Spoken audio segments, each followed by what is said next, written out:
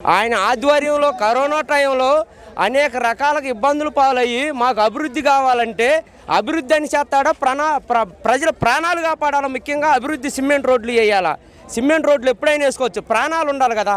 First మన ప్రాణాలు నిలిచినప్పుడే మనం ఏ అభివృద్ధి కార్యక్రమం చేస్తాం.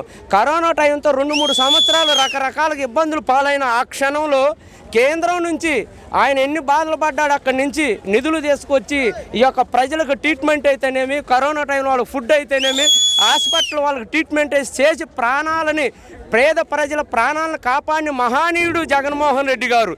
పేదలకు ఇంకా అభివృద్ధి కావాలంటే నెక్స్ట్ సీఎం అవుతాడు. అప్పుడు అభివృద్ధి సిమెంట్ రోడ్డు ఏంది, డ్రైనేజీలు ఏంది, సీసీ రోడ్లు ఎయ్యి కావాలంటే అవి చేస్తాడు. ఇంకా రకరకాల పథకాలు ఆయన ఇచ్చిన హామీలు ప్రతి ఒక్కటి 100% నెరవేర్చిన సీఎం, మొట్టమొదటి సీఎం జగన్మోహన్ రెడ్డి గారు. అనేక రకాల చర్యలు రావచ్చు. జగన్ గారిని ఎదిరియటానికి టీడీపీ, జనసేన, అలాగనే బీజేపీ, అలాగని ఇప్పుడు కాంగ్రెస్ రావచ్చు. కట్టగట్టుకొని వచ్చినా మనం భారీ మెజార్టీతో వచ్చేది సీఎం అయ్యేది, ప్రమాణ స్వీకారం చేసేది జగన్మోహన్ రెడ్డి గారు.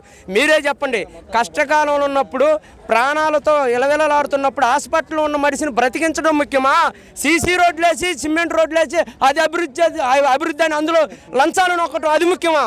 పేద ప్రజల ప్రాణాలు నిలబెట్టిన దేవుడు ఈ యొక్క జగన్మోహన్ రెడ్డి గారు.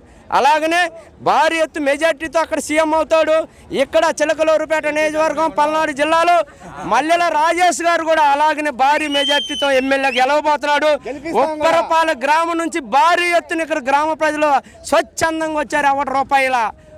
ఎవరి రూపాయల అని పిచ్చి మాటలు వాళ్ళు ఇచ్చుకున్నారేం ప్యాకేజీలు, అన్ని ప్యాకేజీ బ్యాచ్లు కదా. ఆ ప్యాకేజీని వాళ్ళు సలకద్ది పంచుకున్నారే కానీ మేము ప్యాకేజీ బ్యాచ్లు కాదు. జగన్మోహన్ రెడ్డి గారు ఆదేశాలతో పనిచేసేటటువంటి లీడర్లు అంతే తప్ప మాకు కడుపులో కల్మషాలు కత్తులు పెట్టుకొని మాట్లాడతాం మాకు తెలియదు.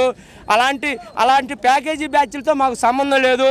ఇక్కడ ఈ నియోజకవర్గంలో కులాలకు అతీతంగా ఎస్సీ, ఎస్టీ, మైనార్టీ, ఓసీలు, కమ్మవర్గం కూడా ఇక్కడ జగన్మోహన్ రెడ్డి గారికి రాష్ట్ర వ్యాప్తంగా కూడా అండగా ఉన్నారు. కొంతమందికి ప్యాకేజీలు ఇప్పించి తిట్టేస్తున్నారు. అలాంటి వాళ్ళతో మాకు వద్దమ్మా. ఉప్పరపాలెం గ్రామం నుంచి ప్రతిసారి కూడా భారీ మెజార్టీ ఇస్తున్నాం. ఉప్పరపాలెం కాదు 151 వచ్చినాయి కదా. ఆ 151లో ఈ ప్యాకేజీ వాళ్ళందరూ అటు ఇటు చేసినా సరే 118 సీట్లు తప్పకుండా వస్తాయి. ఇబ్బంది ఏం లేదు. 175కు 175 అని మనం అనగానే అంతవరకు వస్తే ఇక్కడ కూడా ఒక 15 నుంచి 20 వేల మెజార్టీతో మల్లెల రాజేష్ అన్న గారు గెలవబోతున్నారు. ఇంకా మీకేమైనా డౌట్ ఉంటే చెప్పండి, ఎన్ని డౌట్ మేము క్లియర్ చేస్తాం. జై జగన్.